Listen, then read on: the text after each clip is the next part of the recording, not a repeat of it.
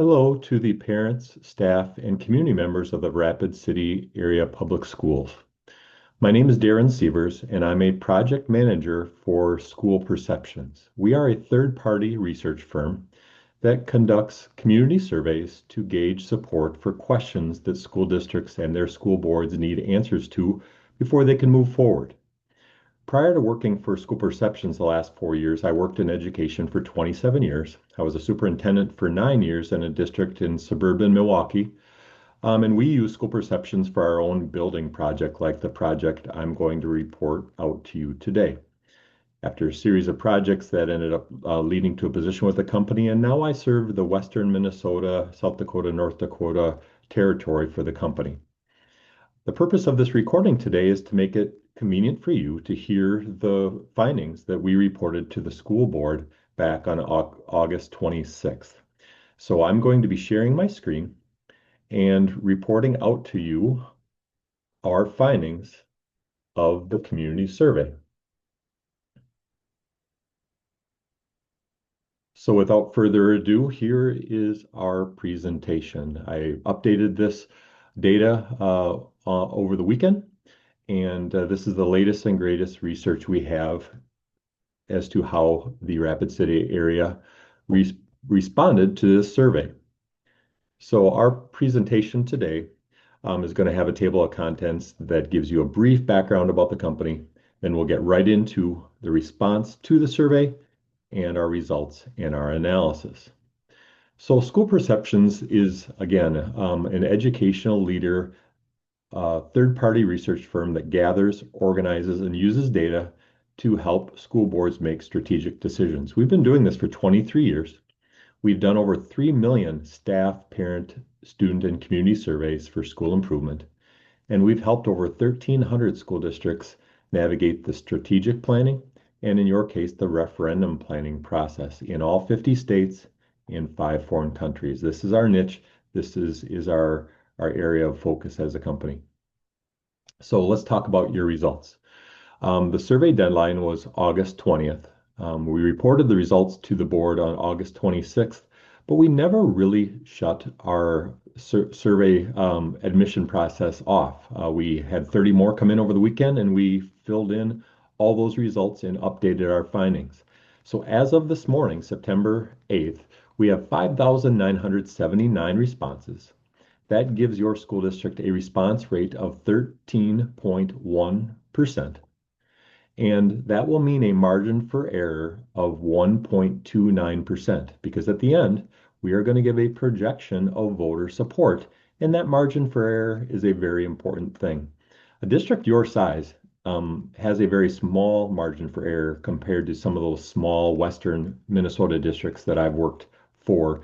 When you have 500 responses versus nearly 6,000 responses, the data becomes all the more reliable the more responses you get. Your response rate is very strong. We find anything with more than 10% very reliable. Our company average is 18%, so you are a bit behind that, but trust me, having been through this process as a superintendent and having seen hundreds of projects the last couple of years, this is a good response rate for a district your size. We worry about response rates with our little districts because they're so vulnerable, given the small number of kids they serve and the small number of voters that are impacted by the question. We run the process very anonymously. All of your identities were completely protected, but we did ask some questions just to be able to more accurately understand who took the survey.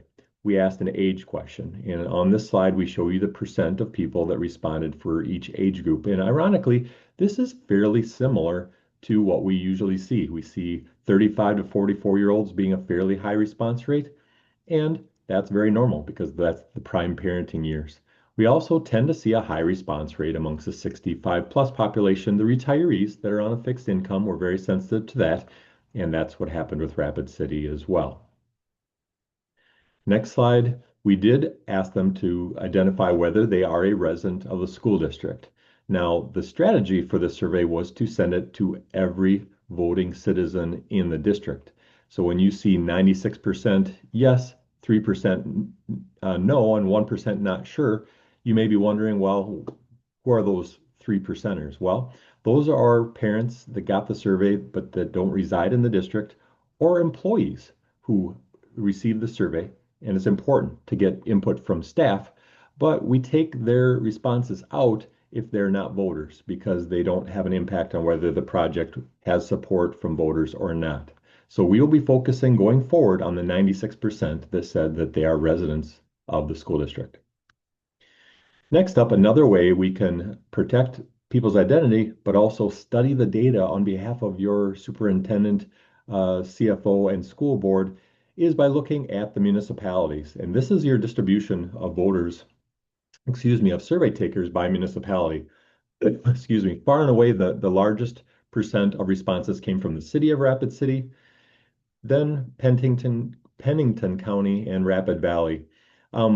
Again, this is something where if we want to drill down and understand, how did the yeses versus nos shake out for Black Hawk as opposed to Somerset? That's something we can do for your board to understand the reaction within each individual municipality. And this is important because they all have separate tax equations based on the services they provide within their county: snow removal, fire service, ambulance service. All those things are taken into account.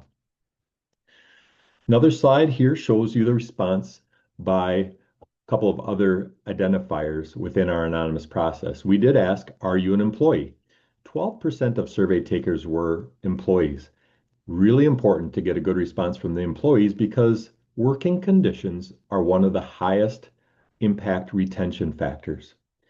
We want to understand how employees are feeling about the project, and employees deserve a voice in the process because these are the schools where they go to work every day.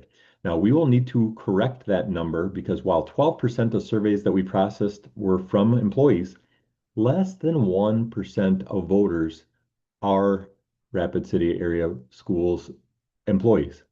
So they're overrepresented in the survey, and we don't want to have the results be off target by having them overrepresented in our projection. So we will reweight that down to less than 1% because while their opinions are important, they are overrepresented when it comes to giving you a voter projection. Parents, 31% of survey takers identified themselves as being parents. We study the census data of every project we do, and this was a rather unique situation where your response rate by parents lined up very, very closely with your census data. Sometimes we'll see 20% are parents within a community. In your community, 30% of eligible voters are parents' age. And so your response rate to the survey, very similar to the representation in the community. So we did not have to change that much to reweight it to give an accurate projection of voter support. Now, you've heard those numbers. Less than 1% are employees, 30% are parents. That means 70%, approximately 70% of voters don't work at the school and don't have kids in the system, but they would need to be part of voting yes in order for the district to accomplish that 60% supermajority that it takes for a project to pass. That's something important to keep in mind because we're a few slides away from us giving you our findings. Next question we asked in the survey, though, is how do you like to receive school district information? And that word like is important. It's not how do you receive school district information, it's how do you like to? How do you prefer to? And so the blue bar are the 30% of voters that are parents. You can see they prefer emails, 76%, followed by newsletters, the web page, and Facebook. Now, the non-parents, the non-staff, the 70% of voters that we just alluded to on the previous slide, they gave very different feedback. They prefer school district newsletters, number one, 35%, school district website, number two, followed by the Rapid City Journal, and then Facebook. It is very common for school districts to not have the emails of all their non-parents, non-staff. There's just no way to keep up to that and access that information. So it makes sense that in communicating about the next steps in this project, or in communicating about anything going on at the school in general, that a newsletter and the website and the Rapid City Journal are going to be the top three ways to let people know, followed by, as I said, Facebook. So let's talk about the survey itself, about the facilities. Um, this is a screenshot of the survey itself that went out to 45,000 citizens in your community. And it gave some background about the facility study that was done by Co-op Architects. Talked about the fact that there are outdated mechanical systems and building security concerns and crowding of some facilities as population shifts around the district. We also shared a grid with a stoplight model of red being poor condition, yellow being passable but only fair capacity and condition, and green being good condition and having capacity. As you can see, there are a lot of reds in this holistic facility study in the district, and many of those are addressed with this facility plan. The next screen, and you may want to pause this recording of me so you can read every bullet. I'm not going to read every one of these to you, but we very succinctly worked with the district and Co-op Architects to articulate what the district has for needs, what would be identified for projects right now at a cost of 125 million, and then we proceeded to ask the community through this survey tool that was mailed to every resident, would you support the $125 million referendum? And here are our findings.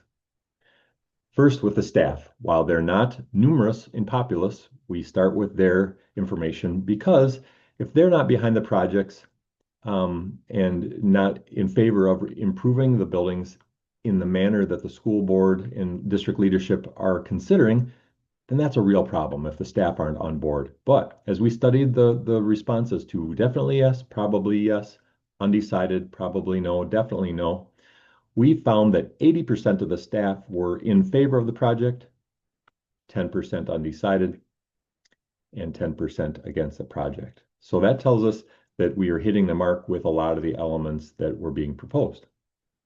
The next slide shows you the parent results.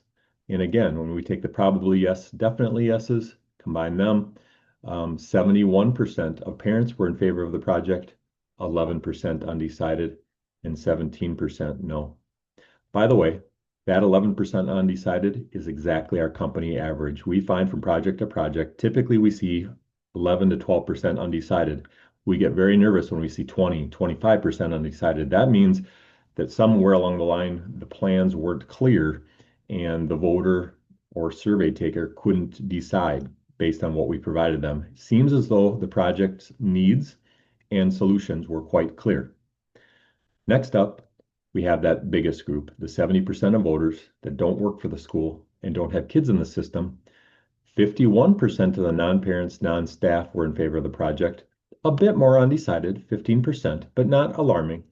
And 34% were probably or definitely against the project.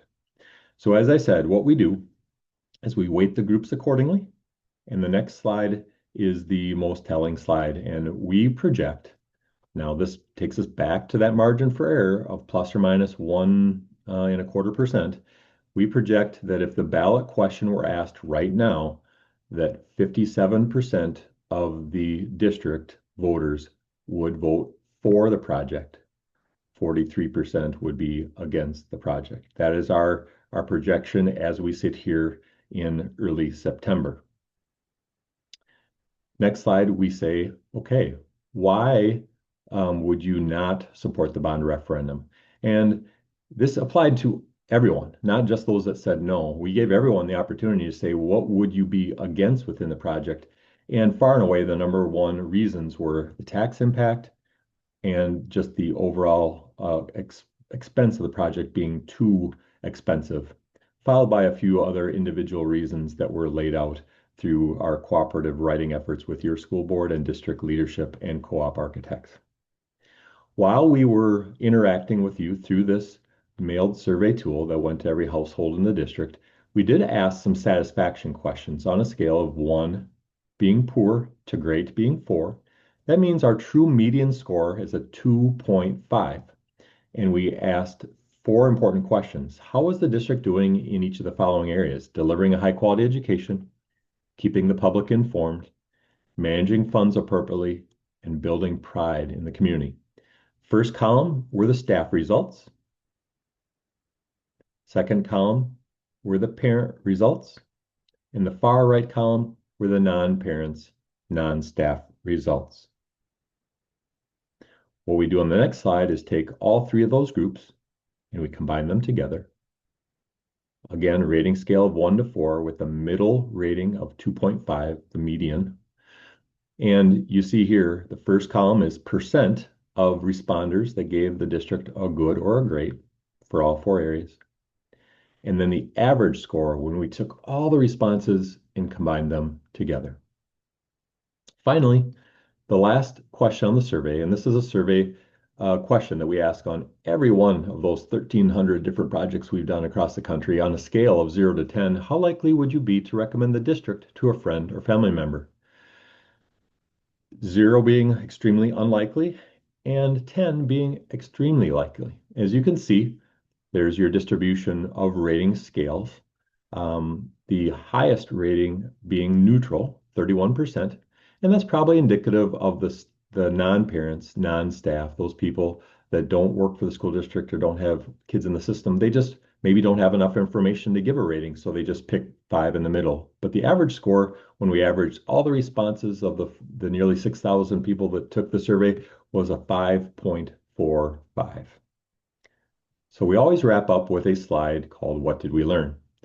We learned that there is enough weighted support, 50, 57, 58%, for the proposed bond referendum to take it to ballot and let voters decide.